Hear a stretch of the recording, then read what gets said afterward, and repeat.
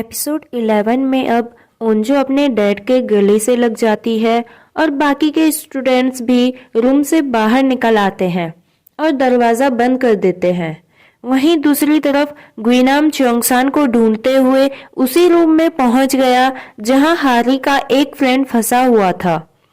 वो अभी तक इन्फेक्टेड नहीं हुआ था। उसे लगता है कि गुइनाम इन्फेक्टेड नहीं है और गुइनाम को बाहर जाने से रोकता है और कहता है कि तुम भी बाहर मत जाओ, नहीं तो तुम भी ज़ॉम्बी बन जाओगे।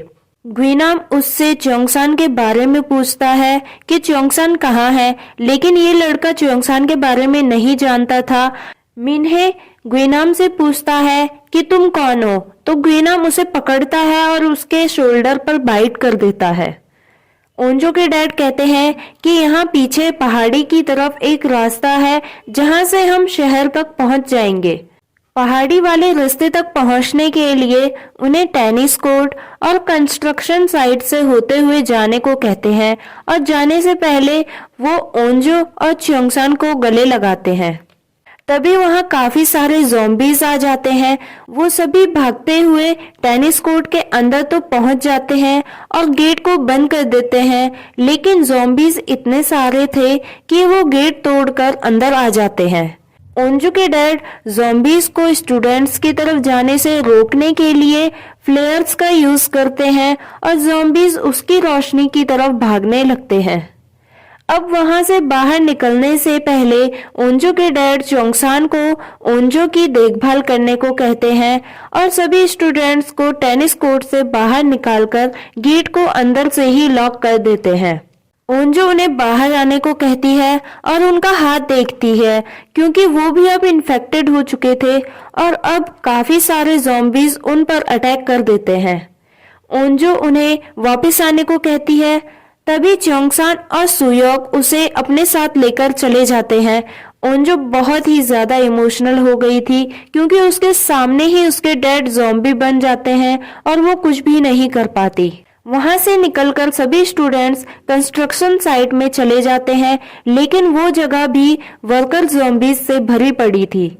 नामरा को पता चल रहा होता है कि ज़ॉम्बीज कहां से आ रहे हैं और उनसे बचते हुए वो सभी विंडो से बाहर की तरफ चले जाते हैं।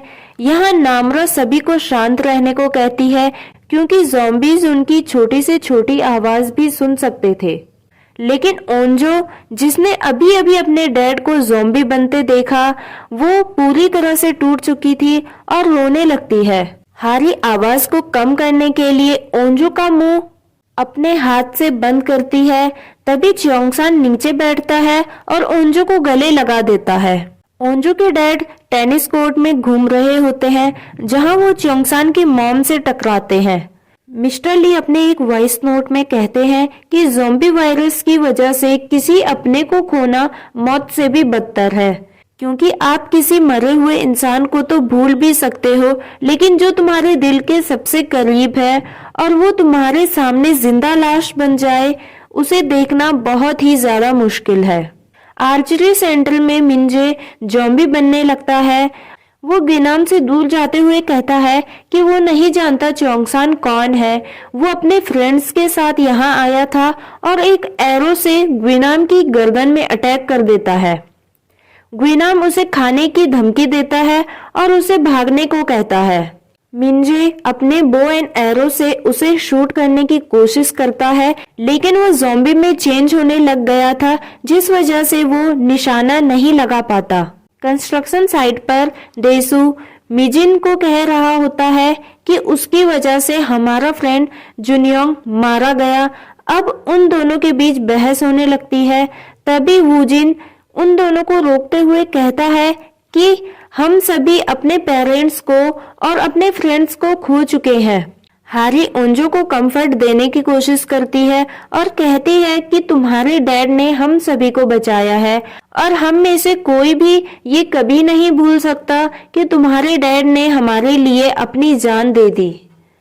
अब हारी मिजिन को कहती है कि हम दोनों सीनियर हैं, तो अब आगे की जिम्मेदारी हमारी है। वो दोनों खड़े होते हैं और अलग अलग डायरेक्शन में जाकर वहां से बाहर निकलने का रास्ता ढूंढने लगते हैं। ओंजो और च्योंगसान साथ में बैठे बात कर रहे होते हैं। उन्होंने अपने सामने अपने पेरेंट्स को ज़ॉम्बी बनते देखा और अब वो एक दूसरे को हिम्मत दे रहे थे। उन्हें अपनी पुरानी बातें याद आ रही होती है कि कैसे च्योंगसान हमेशा से ही ओंजू को पसंद करता था। यहाँ गुइनाम भी अब उस रूम तक पहुंच जाता है जहां से ओंजू के डैड ने सभी स्टूडेंट्स को बाहर निकाला था। यहाँ गुइनाम को उनके ही ग्रुप का एक फ्रेंड मिलता है जो ज़ॉम्बी बन गया था। वो उसे देखता है और उसे किक मारते हुए कहता है कि तू भी ज़ॉम्बी बन गया, और वो उसी गेट की तरफ पहुंच जाता है जहां से वो सभी भागे थे। वहीं दूसरी तरफ कैप्टन ज़ॉम्बी पर एक्सपेरिमेंट करते हैं। जहां ज़ॉम्बी रखे गए थे वो वहां पर डिफरेंट साउंड फ्रीक्वेंसी का यूज करते हैं और उन्हें पता चलता है कि ज़ॉम्बीज ज्यादा तेज साउंड बर्दाश्त नहीं कर सकते और ये साउंड की तरफ अट्रैक्ट होते हैं। और अब वो सभी ज़ॉम्बीज को एक ही जगह पर कलेक्ट करने के लिए शहर की 4 जगहों पर साउंड फ्रीक्वेंसी बढ़ा देते हैं। नामरा की हालत अब बहुत ही ज्यादा खराब होने लगी थी और उसमें ज़ॉम्बीज बनने के सिम्टम्स आने लगे थे। ये चीजें अब उस पर हावी हो रही थी और वो सुयोक को बाइट करने लगी थी, लेकिन वो खुद को कंट्रोल करती है और अपने ही हाथ पर बाइट कर देती है। सुयोक नामरा की तरफ देखता है और उसे शांत कराते हुए कहता है कि अगर अगली बार तुम्हें बाइट करने का मन हो तो तुम मुझे बाइट कर देना, मुझे कोई प्रॉब्लम नहीं है। और उसकी आंख को छुपाने के लिए उसकी एक आंख पर पट्टी बांध देता है। हारी और मिजिन वापस आते हैं और कहते हैं कि हमें यहाँ से बाहर निकलने का कोई रास्ता नहीं मिला और कहते हैं कि हमें शायद दोबारा बारिश होने तक यही इंतजार करना होगा। च्योंगसान कहता है कि हम में से कोई भी एक टेरेस की तरफ जाकर ज़ॉम्बीज को अपनी तरफ आकर्षित करेगा और जैसे ही ज़ॉम्बीज उसकी तरफ जाएंगे तो और सभी स्टूडेंट्स रास्ता खाली होने पर पहाड़ी की तरफ भाग जाएंगे। लेकिन कोई भी इससे सहमत नहीं होता है और कहते हैं कि अब कोई भी दूसरे को बचाने के लिए अपनी जान कुर्बान नहीं करेगा। तभी नामरा को हेलीकॉप्टर्स की आवाज आती है और वो उन्हें बताती है कि हेलीकॉप्टर्स इस तरफ को आ रहे हैं और वो योसान को खाली करने को कह रहे हैं क्योंकि वो हमारे स्कूल पर बॉम्ब गिराने वाले हैं। सभी बच्चे डर जाते हैं। वो जल्द से जल्द वहां से निकलने की सोचते हैं। दूसरी तरफ ज़ॉम्बीज को एक ही जगह पर कलेक्ट करने के लिए काफी सारे ड्रोन्स छोड़ दिए जाते हैं। इनमें साउंड फ्रीक्वेंसी को ऑन कर दिया जाता है जिसकी आवाज से ज़ॉम्बीज इन ड्रोन्स का पीछा करते हुए एक जगह पर कलेक्ट होने लगते हैं। अब वहां बैठे सभी स्टूडेंट्स को ये एहसास होता है कि अगर वो सभी जहां हैं वहीं रहेंगे तो वो मारे जाएंगे। उन्हें अब यहाँ से बाहर निकलना ही पड़ेगा। लेकिन इससे पहले कि वो लोग वहां से बाहर निकलते वो सभी गुइनाम के आने की आवाज सुन लेते हैं। च्योंगसान गुइनाम से फाइट करने के लिए खड़ा हो जाता है। तभी प्लास्टिक कर्टेन हटाते हुए गुइनाम की एंट्री होती है और वो सीधा च्योंगसान पर अटैक कर देता है। सुयोक जैसे ही गुइनाम से लड़ने के लिए आता है गुइनाम उसे नीचे धक्का दे देता है। अब हमें यहाँ उन सभी लोगों को दिखाया जाता है जो ज़ॉम्बी बन चुके हैं। उन्हें ड्रोन्स की हेल्प से भगाया जा रहा था। यहाँ कैप्टन को बताया जाता है कि सभी ज़ॉम्बीज को एक जगह पर कलेक्ट कर दिया गया है और अब उन्हें वहां बॉम्ब गिराने का ऑर्डर दे दिया जाता है। अब एक तरफ बाकी के स्टूडेंट्स सुयोक को ऊपर उठा रहे होते हैं, वहीं दूसरी तरफ च्योंगसान गुइनाम से लड़ रहा होता है। लेकिन गुइनाम के सामने अब वो कुछ भी नहीं कर पा रहा था। देखते ही देखते गुइनाम च्योंगसान को बाइट कर देता है और उसे भी इन्फेक्टेड कर देता है। अब यहाँ इस सीरीज का मेन कैरेक्टर ही इन्फेक्टेड हो जाता है जो किसी ने भी नहीं सोचा था। अब ड्रोन से निकल रहे साउंड की वजह से गुइनाम भी कमजोर होने लगता है और च्योंगसान गुइनाम को धक्का देकर नीचे गिरा देता है। अब जब च्योंगसान भी इन्फेक्टेड हो गया था तो ओंजू च्योंगसान के पास आती है और कहती है कि तुम्हें कुछ नहीं होगा, हम सभी यहाँ से निकल जाएंगे। लेकिन साथ ही साथ वो सभी ये बहुत ही अच्छे तरीके से जानते थे कि अगर कोई भी इन्फेक्टेड हो गया तो उसे बचाया नहीं जा सकता।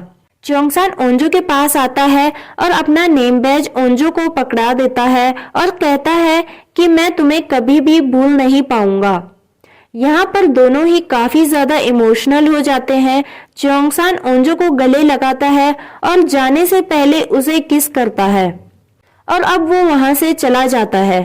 वहां से निकलते ही वो सारे ज़ॉम्बीज को अपनी तरफ बुलाता है ताकि बाकी के स्टूडेंट्स वहां से भाग सकें और चिल्लाते हुए कहता है कि आज वो स्कूल का सबसे खुश लड़का है। उसने ज़ॉम्बीज के लिए एक बहुत ही अच्छा ट्रैप बनाया था। वो सभी ज़ॉम्बीज को टेरेस तक लेकर जाता है और लिफ्ट स्पेस की एक साइड में जंप करके खड़ा हो जाता है और जैसे ही बाकी के ज़ॉम्बीज उस पर अटैक करने को आते हैं वो सभी लिफ्ट स्पेस से नीचे गिर जाते हैं। बाकी सभी स्टूडेंट्स पहाड़ी तक पहुंच जाते हैं। ग्विनाम अभी भी च्योंगसान का पीछा कर रहा था क्योंकि वो भी च्योंगसान की आंख निकालना चाहता था। च्योंगसान ग्विनाम से कहता है कि तुझे अभी भी पकड़े जाने का डर है और अब दोनों के बीच बहुत ही ज्यादा फाइट होने लगती है और फाइनली ग्विनाम च्योंगसान की आंख फोड़ देता है और फिर वो अंगूठा चाटने लगता है जिस पर च्योंगसान का ब्लड लगा हुआ था। अब च्योंगसान लिफ्ट स्पेस के आसपास ही रेंगने लगता है जहां ग्विनाम उसका मजाक उड़ा रहा होता है। तभी जहां जहां ज़ॉम्बीज को कलेक्ट किया गया था वहां वहां बारी बारी करके ब्लास्ट किया जाने लगा था और अब स्कूल में भी ब्लास्ट कर दिया गया था।